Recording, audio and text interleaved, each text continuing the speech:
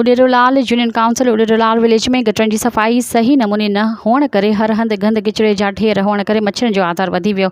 केतिरनि ई बीमारियुनि जनम वरितो, जीअं त सिंध हुकूमत यूनियन काउंसिल जी बजट बि वधाई आहे, जंहिं सां यूसी चेयरमैन जा खीसा त गरम थिया, पर उन मां उॾेरोलाल जी आवाम खे को बि लाभ न मिली सघियो। उॾेरोलाल विलेज जामोट मोहल्ला वारी गंदे पाणी जे खॾ भरिसां रहंदड़ केतिरनि ई घरनि अंदरि अञा ताईं बरसाति वारो पाणी बीठल आहे, छो त खॾनि मां पाणी न कढायो थो वञे ऐं त जीअं यूसी सेक्रेटरी ऐं चेयरमैन हर महीने जा कूड़ा बिल ठाहे यूनियन मां लखें रुपया कढाए हड़प कयो वञनि।